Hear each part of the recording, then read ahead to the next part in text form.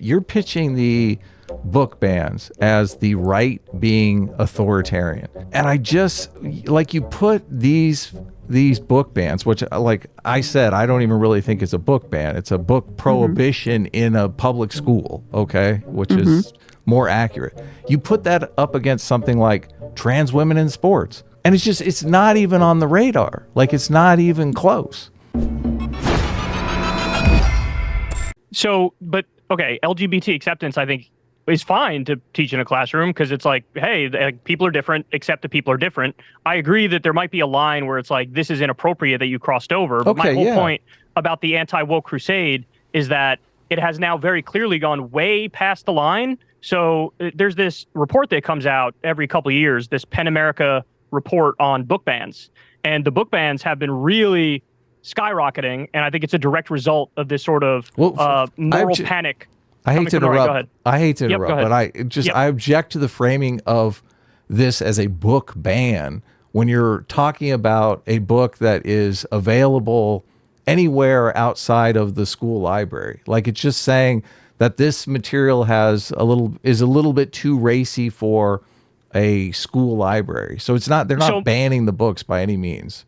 Well, so here's my point, though. A lot of the stuff are not over any line whatsoever, and I can give you examples where you'd agree with that. I mean, if you want me to give you a couple examples here, this is from The Hill in April. Quote, in an Ohio school district, officials recently intervened to prevent their children from hearing author James Tharp read his book, It's Okay to Be a Unicorn, during a school visit. Illustrated with bright colors and rainbows, the story is an imaginative jaunt about a unicorn pretending to be a horse who has to summon the courage to reveal his true identity. The book, ostensibly about accepting our true identities and not being afraid of standing out, was prohibited after a single parent complained that the book and author had a gay agenda. Well, I haven't seen the book, obviously, so I can't comment on that. Obviously, different parents are going to have different objections to different things. I mean, that's part of the democratic process. So, Sitch, you want to chime in on this? Well, I mean, I guess the issue, like with the book ban stuff, is, I'm assuming there are definitely, I'm sure, books that we would all agree shouldn't have been removed from a school. But I'm assuming there's also books that we would all agree should be removed from school. Everyone points to, I'm sure you've seen a million times, they always share this, like, some comic book that shows explicit scenes of, children engaging in oral sex or something. That was in one of these books that was in a lot of these schools.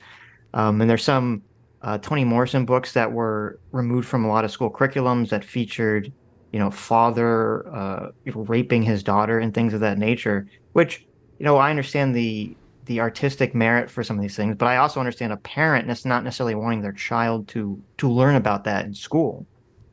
I understand what you're saying completely, but I would just counter with, in this report, they lay out the exact numbers as to which books are being banned, what's in it that's leading for them to be banned. 44% of them are banned for violence, 38% are on mental health, and bullying and suicide and substance abuse, 30% is sexual health, 30% is death, 30% is race, 26% LGBTQ stuff. They only say it's a total of 24% is about, like, sex stuff.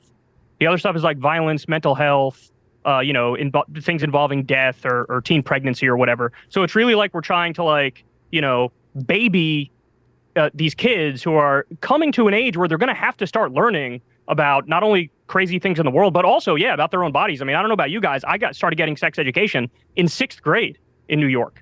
And even that maybe felt like it was a borderline, like maybe they should have done it a little earlier, too already starting to experience some things. I mean, these kids are all on the internet. Like, let's be real. Of course. We have kids, right? What's in the school library, which, by the way, they're never even going to look at, is like the least of my concern with my children's upbringing.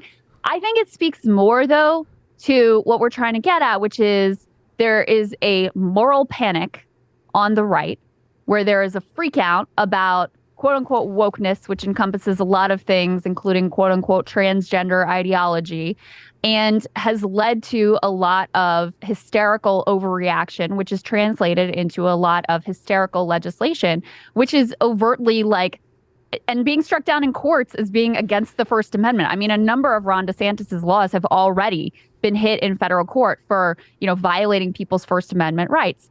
If it was Democratic lawmakers, if it was Joe Biden doing the equivalent on the left, oh my God, would there be a freak out over the authoritarian crackdown on, people's ability to say and do what they want. Well, you're pitching the book bans as the right being authoritarian.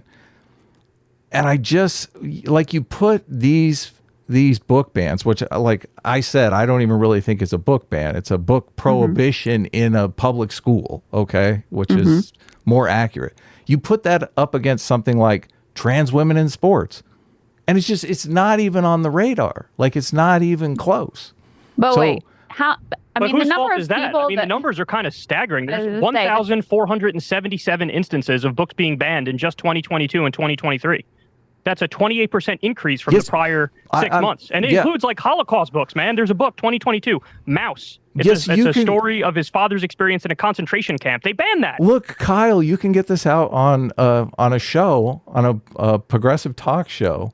And, Yes, I do. And talk about it. But I'm just saying the general public, the normie voter out there, is not thinking about this stuff.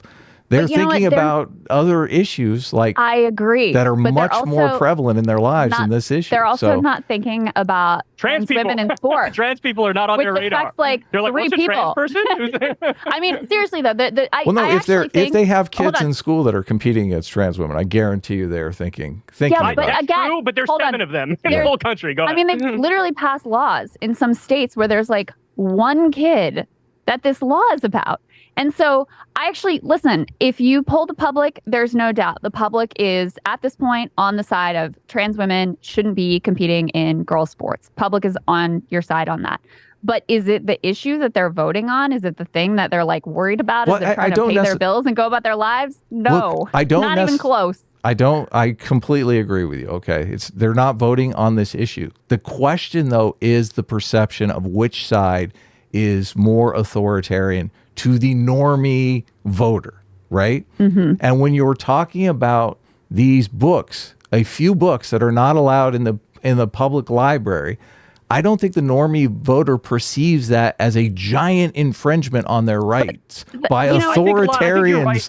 I think you're right. I think you're right. Yeah, I think a lot of people don't even know about these book bans. I think you're right about that. But I think that, to bring up a point from earlier, they do know about Roe v. Wade being overturned, and we had like the test case of that in the midterms. Yes. And the Republicans really underperformed because that was viewed as an authoritarian move from a conservative Supreme Court. Sitch and I both said that the abortion issue actually made the Democrats competitive because and election denying, and the election denying. I think. all of the January 6th stuff, obviously.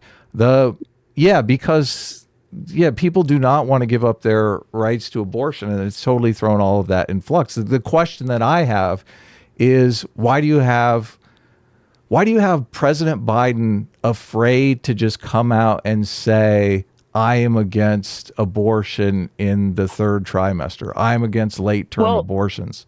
That's what Roe v. Wade was, though. Roe v. Wade. I know. Why does he support it openly?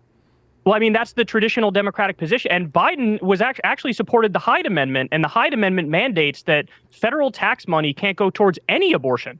So he's actually even more conservative than your average Democrat on this. But the default Democratic perspective is 1st trimester, it's a right. 2nd trimester, there can be some health regulations. 3rd trimester, states can ban it if they so choose. So I think the traditional Democratic position is like the moderate position. And it's a position I happen to agree with. I don't want abortion at the 9th month, 2 days before the baby's going to be born. And I think, like you said, your average voter doesn't want that either. I agree. But I do think to the extent that there is, and I think you're right to identify some discomfort among Democratic politicians. And first of all, I mean, they just don't want to talk about that. And right now, because of the state of affairs in terms of the abortion landscape and Roe versus Wade being overturned, like, that is not the live issue that's on the table.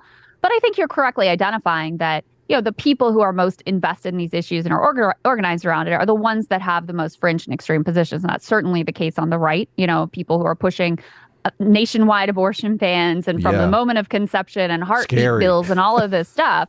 And, the activists on the left, the pro-choice activists on the left, who do have what I consider to be extreme positions about, yes, no restrictions all the way up to the moment of birth. those voices are disproportionately powerful in both political parties. I don't think there's any doubt about that. Hi, you just listened to a clip from the Sitch and Adams show. If you like what you heard, you can listen to our live show right here on this channel on Sunday, starting at 1 p.m. Pacific, 4 p.m. Eastern. And if you want, you can super chat us. We read $20 and up super chats on the show and then do a follow-up stream on the following Tuesday where we read the rest of the unread super chats and interact with fans of the show. Subscribe to this channel right here to listen to the live show or to listen to more of our awesome clips.